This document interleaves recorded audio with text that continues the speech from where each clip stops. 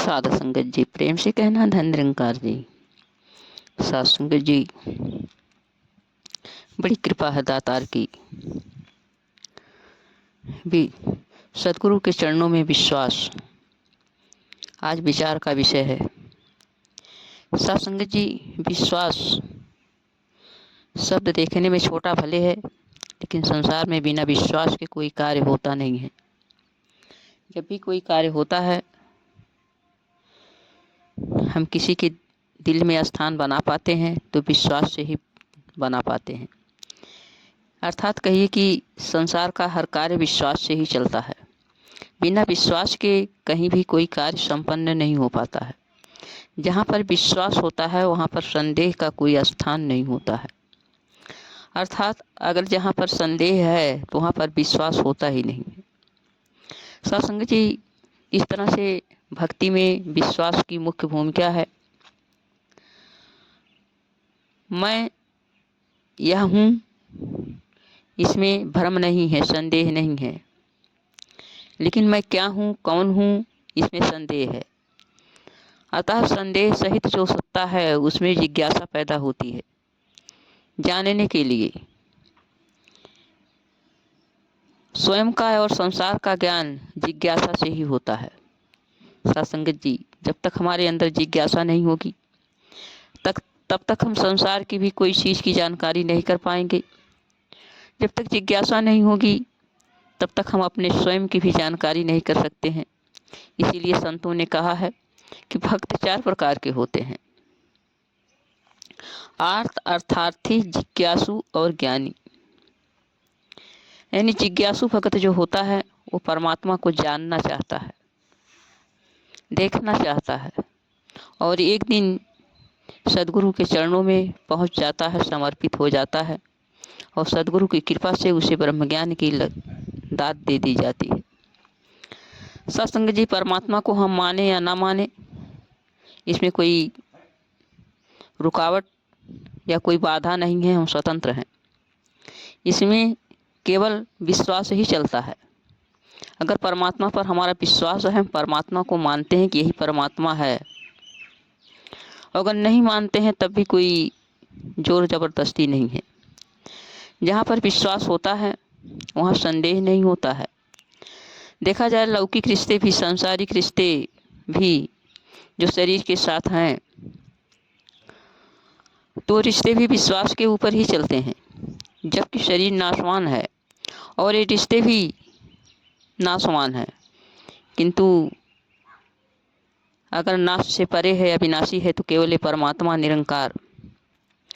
जब हम सदगुरु की कृपा से इस आत्मा को जान लेते हैं कि ये आत्मा परमात्मा का अंश है, तब हमारे अंदर ही विश्वास हो जाता है कि निश्चय ही ये प्रभु हैं और मैं प्रभु का अंश हूँ। जब हम प्रभु को जान करके उसे अपना मान लेते हैं तो संसार की या गृहस्थ की सारी जिम्मेदारियाँ हम प्रभु पर छोड़ देते हैं। यदि हमें विश्वास हो जाता है कि करन करावन हार तू सब कुछ तेरे पास, कि करने वाला भी यही है, कराने वाला भी यही है। सत्संग जी, तो हम सारा का सारा भार जो है परमात्मा के ऊपर छोड़ देते हैं। निरंकार पर विश्वास है जो हमारा हो जाता है तो निरंकार के प्रति हमें अपनत्व हो जाता, अपनापन हो जाता है। क्योंकि निरंकार मेरा है, मैं इसका अंश हूँ, मैं आत्मा हूँ, मैं शरीर नहीं हूँ। शरीर और दुनिया के पदार्थ इसने मुझे दिए हैं केवल गुजरान के लिए, मैं इसका केवल उपयोग करूँ।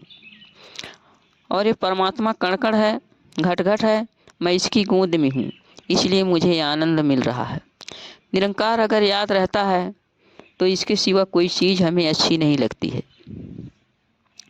अगर हमें निरंकार नहीं याद है तो हम संसार के मायावी चीज़ों में फंसे रहते हैं। साधु संगत जी, इसलिए संतों ने कहा है कि हम जो है हर के वस्तु में परमात्मा को देखें। इस परमात्मा का ही रूप है सारी वस्तु, सब में परमात्मा समाया हुआ है। कोई भी वस्तु ऐसी नहीं है कि जो बिना परमात्मा के है। सब परमात्मा सब में है और परमात्मा के सब अंदर है। सत्संग जी, इससे हमें प्रत्यक्ष ये पता चलता है कि जो शरीर हमारी है ये बदलने वाली है। बचपना आया, जवानी आई, बुढ़ापा आया और एक दिन ये शरीर नहीं रहेगी। धन संपत्ति, रिश्ते नाते, परिवार आदि ये भी रहने वाले नहीं हैं। इन सब का उपयोग करते हुए हमें जो है परमात्मा को आधार बनाना है और परमात्मा पर ही अपना विश्वास पक्का करना है।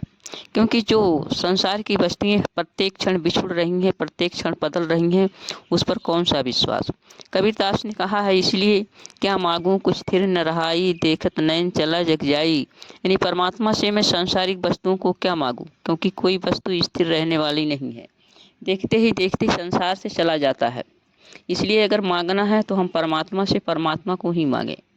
निरंकार और सद्गुरु तथा संतों पर हमें अगर दृढ़ विश्वास है तो संसार के सारे भोग भोगते हुए और सारे कर्तव्यों का पालन करते हुए भी हम संसार से मुक्त रहते हैं। इसमें जरा भी हमें आसक्ति नहीं होती है, क्योंकि कहा गया है, ब्रह्मज्ञानी सदा निर्लेप जैसे जल में कमल अलेप। ब्रह्मज्ञानी संसार से उसी तरह से निर्लेप रहते हैं जिस तरह से कमल जो होता है जल में रहते हुए भी जल का उसके ऊपर कोई प्रभाव नहीं पड़ता है। सत्संग जी, अगर हमारे अंदर आत्मविश्वास आ जाए, आत्मविश्वास से युक्त महात्मा जो होते हैं अपनी सूझबूझ के आधार पर सफल होते हैं, विवेकी कहे जाते हैं। हर परिस्थिति का अनुकूलन, सहयोग और सावधानी से बरतते हुए बाधाओं से टक्कर लेते हैं। सत्संग जी, इसी तरह से एक ब्रह्मज्ञानी संत का विश्वास होता है कि प्रभु जो कर रहा वह ठीक है, मेरे भले के लिए ही कर रहा है, जो आगे होगा वह भी इसकी इच्छा के अंतर्गत ही होगा। ब्रह्मज्ञानी संत प्रभु इच्छा को अपने इच्छा बना लेता है। इच्छा माने निरंकार की, सद्गुरु पर विश्वास करे, हाथ इसी के सौंपे, जीवन हर पल इसकी आस करे।